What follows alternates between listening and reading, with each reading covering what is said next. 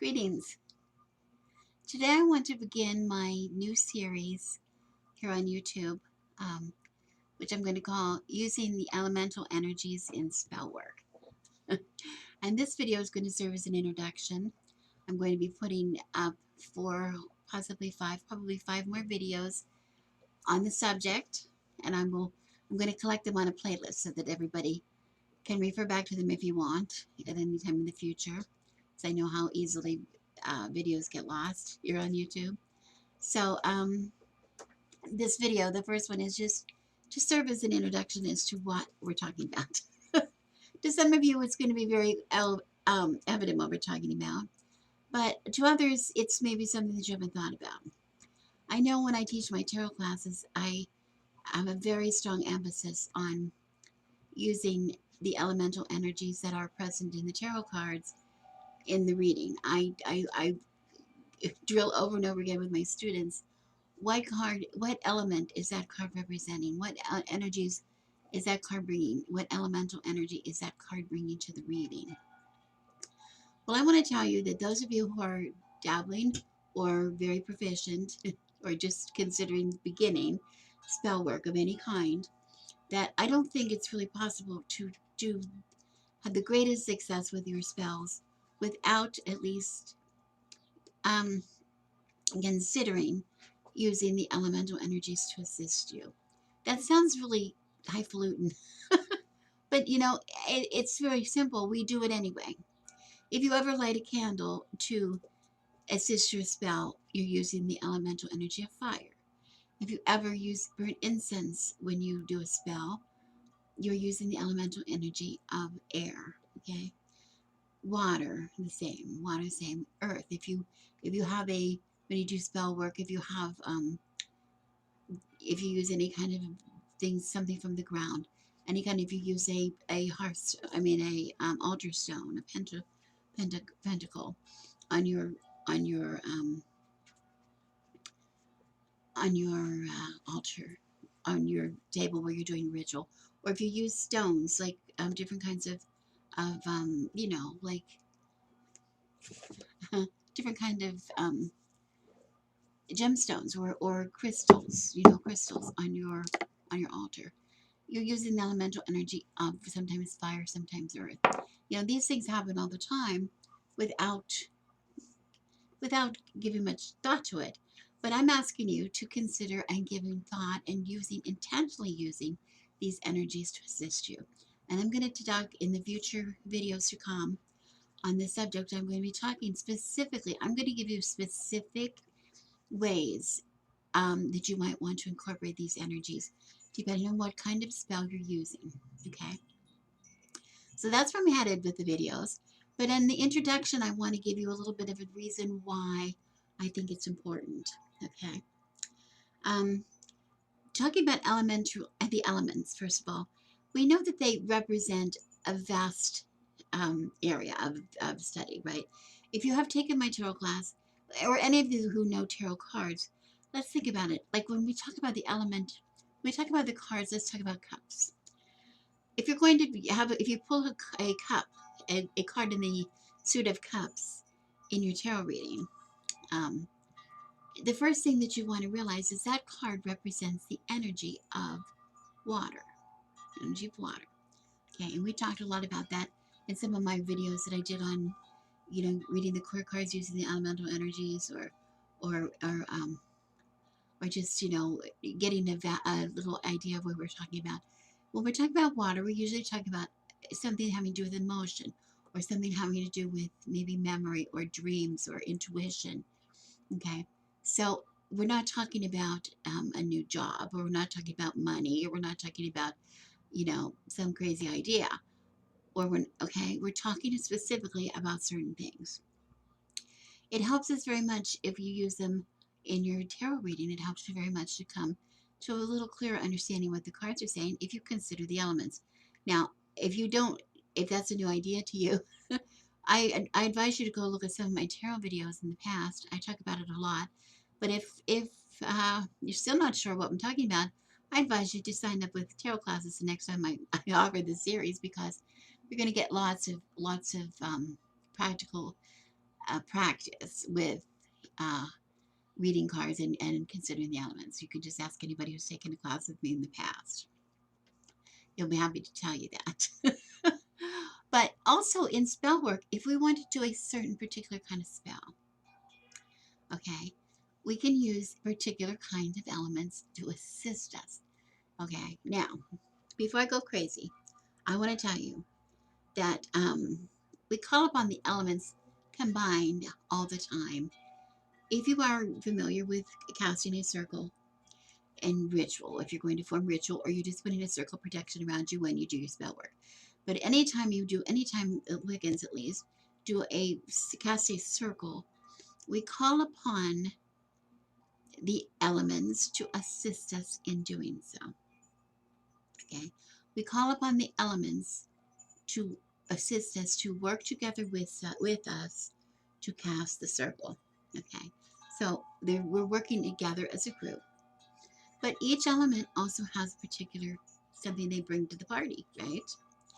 Now, often this is done. I don't want to go into too much detail about rituals, but we often do it. We call upon the guardians of the east, or the guardians of the west, or however we call them, or the watchtowers, or whatever. Different traditions use different terminology. Or sometimes we just call upon the element of air, element of water. We call upon them to help us, because normally we see a circle.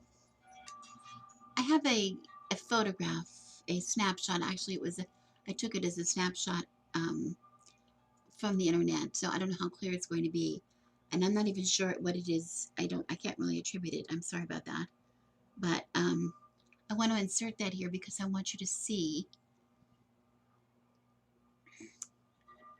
what what I'm talking about as when we are casting a circle. Why we use the elements to cast a circle. So I'm going to just pause here, and I'm going to try to put that shot up on the screen so that you're looking at that instead of looking at me. I don't know if that's possible, but we're going to try to do that. I hope this is working. I'm not sure. I hope I don't have to do this again. But here I have a snapshot that I took from the internet, which shows this circle. Think about the circle that we're casting as when we cast a circle in ritual. And we can look at the top of this, at the top of this illustration, in the north, the direction of the north, in that quarter, we find the element of earth, okay? And we see to the east the element of air on the right side. In the south, we see the element of fire, okay? And then in the west, we see the element of water. This is how we normally say when we cast, we usually go around and call each watchtower or each guardian in the circle. And then, of course, at the end of the ritual, we would go in and thank them for their assistance, and we would open up the circle. Okay. But if you can see, there's a color portion in the center of this circle. Okay, and the color portion in the center of the circle is really representing a fifth element, and that element is spirit, or it's called by a lot of things. Okay, but it's a unique kind of energy, but it is available to us. And when we call a circle, we usually call to the god and goddess, at least many Wiccans do. After we're invoking both all the elements, plus we also invoke the god and goddess to assist us as well. Okay, so we have all these energies together with us. Okay, now this is not normally a representation. This is something that I kind of use in my tarot classes. But anyway, I just wanted you to see. The one thing I wanted you to see is the colored section in the center with the green, yellow, red, and blue. If you can see that representing the elements, they're involved in a circle, and their circle are holding all of those elements together, and in that center circle. And that center circle is representative of the the element of spirit. Let's call it here the fifth element. Okay, because it is present. It's separate from all of these elements, but it is part of all of these elements. It's all the elements are present within. If we call this, some people call the spirit, or they say the Akasha, or they say source. Some people call this, whatever that is, something that another additional element that is not of the physical world. The other elements of earth, air, fire, and water are are evident in the physical world. We can see them, we can hear them, we can taste them, whatever. They're physical. But spirit we cannot see, we cannot hear, we cannot feel. It is separate. But there is a bridge between the physical and the spiritual world, the one world and the next, the physical world between the, I won't say the physical, I will say the, um, between the physical world and the other world, whatever we call it. And that is what we term, this bridge is called spirit or whatever, okay? It is, again, present in everything in the physical world, but it is also a bridge to the other world. Okay, now you will see in front of you a the usual way that we look at the elements in the form of a pentagram. Okay. Now I don't know if you can, how clearly you can read this. On my screen, this is a little blurry, but on yours it might be better. But we see the 5 points of the pentacle, of the pentagram, the star, the 5 points, and we see now these are represented. We don't see it as north, south, east, west like we do so clearly in the circle, but this is the most common representation we have of the elements that is most commonly used when we speak of spell work or ritual with Wiccan. That we see the elements of air representing intuition, as you can see in the yellow, if you can see what that says there. Intuition, knowledge, renewal, or change. The element of fire, which represents passion, inspiration, intuition, creativity, protection. Um, we can see water. Let's go in order of the circle, representing healing or expression or peace or compassion. And then fertility, wealth, abundance, strength, and wisdom in the earth, with the earth. Okay. That's some of those are different depending on different representations, depending on what tradition that you're following. But one thing's for sure, you can see spirit in the very top of the top point of the pentacle, of the pentagram. And in the center, it says, spirit is the element of center or the self. Your higher self, sometimes we call it. Your connected self, to your spirituality, okay? And here we see the center, and we see spokes of the wheel, which are very representative also of the wheel of the year. Also, spirit is sometimes represented as a simple spiral. You will sometimes see goddess figures, particularly that have a spiral over their bellies, usually their swollen bellies. And that is very common. Okay. So I just want to show you that here again we see in the presence of the pentagram all of the elements working together, and the sign of the pentagram is made by witches all the time in ritual and elsewhere. Okay, we would usually have a pentagram represented on our altars as well. I have no idea if that worked or not. If not, I'm gonna have to fix it. I'm gonna have to redo that. But at any rate, I'll have some way that I can show you those representations. But I want to keep referring down to my notes. I want to make sure that I'm saying what I mean to say, because it's very important that we understand what it is that we're talking about, so the next videos make sense to you. Okay. We're talking about using these energies to assist us. Okay.